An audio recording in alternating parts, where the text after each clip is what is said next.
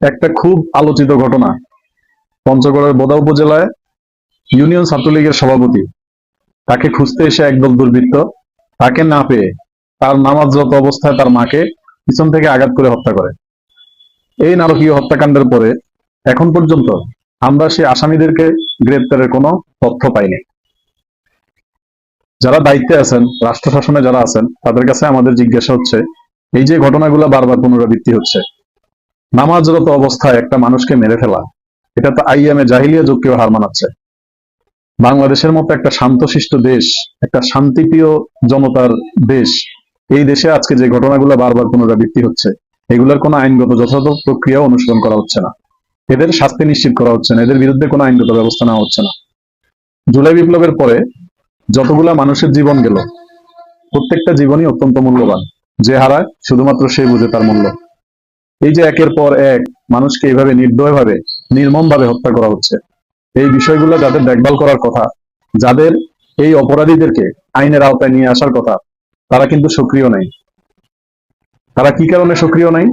তারা একটা জায়গায় সক্রিয়, সেটা হচ্ছে আওয়ামী লীগ সরকারের আমলে যেরকম বিরোধী দল দমনের জন্য তারা সক্রিয় ছিল, সেম অবস্থায় বর্তমানেও পুলিশ প্রশাসন শুধুমাত্র বিরোধী মত দমনের জন্য সক্রিয়। এই ছাড়া যত আইন শৃঙ্খলা, যত বিশৃঙ্খলা যা কিছু ঘটে, কোনো কিছুতে তাদের কোনো নজরদারি নেই। আপনি অনেক চেষ্টা করেও কখনো পুলিশকে আপনার কোনো প্রয়োজনে পাবেন না। 5 তারিখের পর এমন একটা পরিস্থিতি তৈরি হয়েছে, শুধুমাত্র যেই যে জায়গাগুলোতে তাদের কোনো আওয়াজ ছাড়া ধান্দা করার সুযোগ আছে, সেই জায়গাগুলোতে তারা সক্রিয় থাকে। এই ছাড়া আপনি কোনোভাবে ক্ষতিগ্রস্ত হইলেন, আপনি কোনোভাবে বিশৃঙ্খলার শিকার হইলেন, আপনার উপর কোনোভাবে অ্যাটাকিং হইলো, আপনি আক্রান্ত হইলেন, আপনার কেউ মারা গেল, কেউ আহত হইলো, আপনি পুলিশের সহায়তা পাবেন। কিন্তু পুলিশকে আপনি পাবেন কোথায়? কোন রাজনৈতিক কাউকে হয়রানি করার জন্য, আওয়ামী লীগের কাউকে ধরার জন্য পুলিশ খুব সক্রিয়, সেখানে আপনি পুলিশকে খুব ভালোভাবে পাবেন। এই যে পুলিশ প্রশাসনের যে পরিবর্তন না হওয়ার মন মানসিকতা, এই যে এদের সেম জায়গায় থেকে যাওয়া, এই যে রাজনৈতিক ভাবে ব্যবহৃত হওয়ার যে নজির, এইগুলার কিন্তু কোনো সুরাহা হচ্ছে না। এত বড় একটা আন্দোলনের পরে, এত বড় দুর্ঘটনার পরে এতগুলা পুলিশ মারা গেল, এতগুলা পুলিশকে মেরে মেরে ঝুলে রাখা হইল, তারপরেও অধিকাংশ পুলিশের মন মানসিকতা এখনো এরকমই, সেই ধান্দাবাজির মন মানসিকতা। এরা এখন পর্যন্ত মানুষ হইতে পারলো না। আগেও এরা যেরকম অমানুষ ছিল, এখনো তারা অমানুষ হয়ে গেছে। মুষ্টিমেয় কিছু সংখ্যক পুলিশ সদস্য যারা সত্যিকার অর্থে দেশপ্রেমী, তারা ছাড়া অধিকাংশ পুলিশ সদস্য শুধুমাত্র তাদের বাণিজ্যিক মনোভাব, তাদের ধান্দাবাজির মনোভাব নিয়ে ব্যস্ত।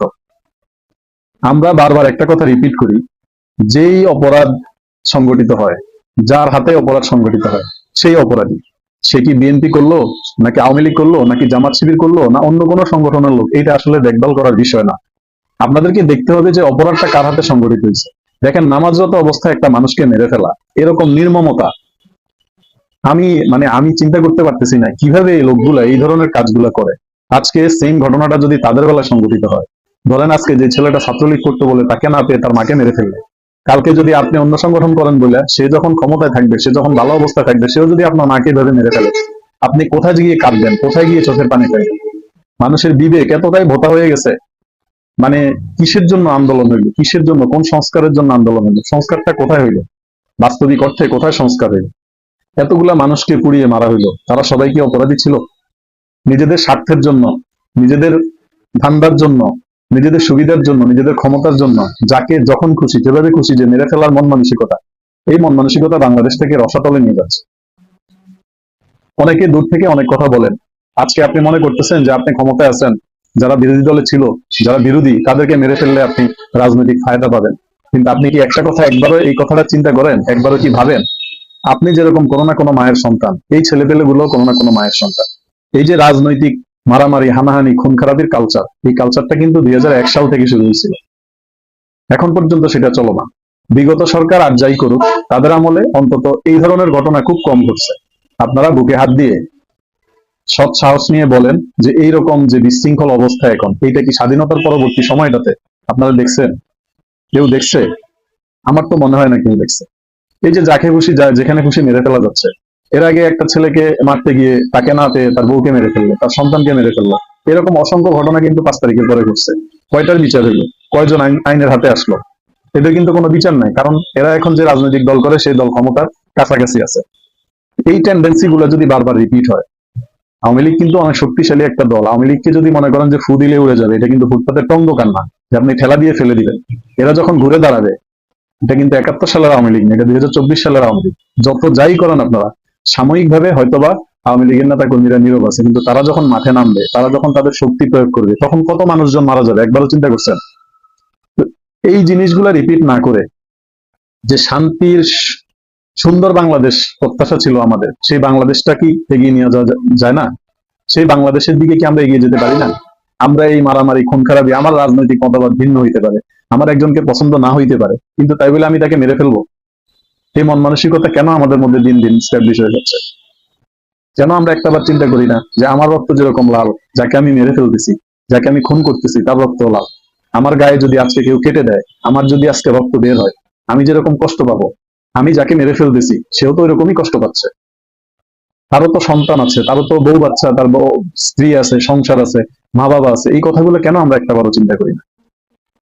এই যে রিপিটেডলি এই দুর্ঘটনাগুলা ঘটেই যাচ্ছে, এটা এখনই থামানো না গেলে ভবিষ্যৎ খুব অন্ধকার আমাদের জন্য, খুবই অন্ধকার। শুধুমাত্র 4 তারিখ থেকে 6 তারিখ পর্যন্ত সহিংসতায় 326 জন লোক নির্মম ভাবে মারা গেল। এই জীবনগুলার কি কোনো মূল্য নাই? এই জীবনগুলো কে দেবে, কে ফিরিয়ে দিবে? এদের যে পরিবার, এদের যে ছেলে সন্তান, এদের যে বাবা মা, তাদেরকে কে জবাব দিবে? তাদের এই সন্তানগুলো যে চলে গেল, এইভাবে অসময়ে চলে গেল, এইটার জন্যই কি স্বাধীনতা ছিল? 5 তারিখের পরবর্তী সময়ে গত 3 মাসে সারা বাংলাদেশে প্রায় 1600 লোক মারা গেছে বলে আমরা বিভিন্ন তথ্য সূত্রে জানতে পারছি। এই যে মানুষগুলা মারা গেল, এদেরকে যারা বিভিন্নভাবে পিটিয়ে হত্যা করলো, পুড়িয়ে হত্যা করলো, হাত পা কেটে দিল, মাথা ফাটাই দিল, অঙ্গহানি করলো, এগুলোর দায়ভার কে নিবে? প্রত্যেকটা জীবন আমাদের কাছে অত্যন্ত মূল্যবান। কেউ ভিন্ন মতাবলম্বী হইলেই তাকে মেরে ফেলা, ভিন্ন মতাবলম্বী হইলেই তার উপর মব ইস্টাবলিশ করা, এই চিন্তা ভাবনা আমাদের দেশটাকে কিন্তু ধ্বংস করে দিচ্ছে।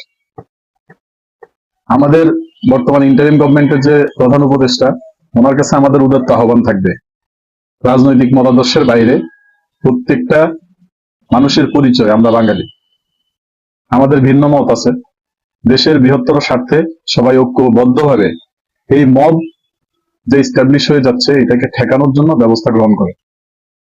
রাজনৈতিক দুর্বৃত্তায়ন, রাজনৈতিক হত্যা, রাজনৈতিক খুন খারাপি, এই জিনিসগুলোকে প্রটেস্ট করা আপনাদের এখন নৈতিক দায়িত্ব, যেহেতু আপনারা ক্ষমতায় আছে। সে ছাত্রলীগ করুক, সে ছাত্রদল করুক, সে ছাত্র শিবির করুক, যে সংগঠনের সাথে সে জড়িত থাকুক, তাকে মেরে ফেলা, তার পরিবারের লোকজনকে মেরে ফেলা, এই নিকৃষ্ট উদাহরণগুলো আমরা আর দেখতে চাই না। আপনাদের কাছে অনুরোধ থাকবে, আইনের সঠিক প্রয়োগ করেন।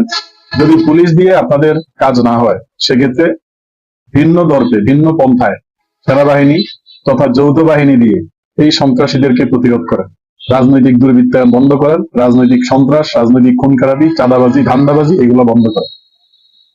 এইগুলা বন্ধ করে যে যার রাজনৈতিক চর্চা করুক, সেই সুযোগ করে দেন। যে যার রাজনৈতিক চর্চা করে সঠিক এবং সুন্দর একটা নির্বাচনের মাধ্যমে যেন একটা রাজনৈতিক সরকার ক্ষমতায় আসে, সেই ব্যবস্থা করে দেওয়ার জন্য আপনাদের কাছে আমাদের জোর দাবি রইল। পাশাপাশি এই যে যেখানে সেখানে খুন করে ফেলা, যেখানে সেখানে লুটপাট করে নিয়ে যাওয়া, চুরি চামারি করা, এই জিনিসগুলো বন্ধ করার জন্য আপনাদের কাছে দাবি জানাই। যে সন্ত্রাসীদেরকে জেল থেকে ছেড়ে দেওয়া হইলো বিনা বিচারে, তাদেরকে দ্রুত গতিতে আবার বিচারের মুখোমুখি দাঁড় করিয়ে তাদের যথাযথ স্থান যেখানে, সেখানে তাদেরকে ফিরিয়ে নেওয়া সহ দেশের শান্তি শৃঙ্খলা বিনষ্টকারী যেই হোক, তার বিরুদ্ধে আইনগত কঠোর প্রয়োগের মাধ্যমে দেশের শান্তি ফিরিয়ে আনার জন্য আপনাদের কাছে জোর দাবি জানাচ্ছি। দয়া করে সুন্দর এই দেশটাকে আর ধ্বংস করবেন না। দয়া করে এই মবগুলাকে এবার ঠেকান। যার যেখানে খুশি, যাকে খুশি তাকে মেরে ফেলার যে ইন্টেনশন, এই ইন্টেনশনটা কিভাবে বন্ধ করা যায়, কিভাবে এদেরকে প্রতিরোধ করা যায়, কিভাবে এদের উপরে যথাযথ আইনের প্রয়োগ করা যায়, এই ব্যবস্থাগুলা গ্রহণ করার জন্য আপনাদের কাছে কর জোড়ে অনুরোধ রইল। আমাদের এই দেশটা শান্তিপ্রিয় দেশ ছিল, এই একটা আন্দোলনের কারণে দেশটা এত বেশি অশান্ত হয়ে গেছে।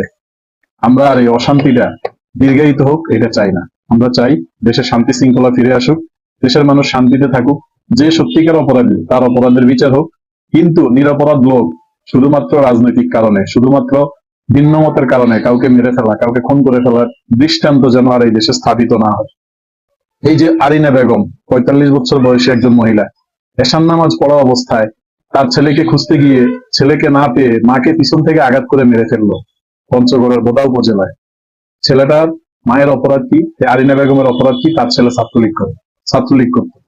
শুধুমাত্র এই অপরাধের কারণে সন্তানকে না পেয়ে মাকে মেরে ফেলার মতো নিকৃষ্ট উদাহরণ বাংলাদেশে আর কয়টা আছে আমার জানা নেই।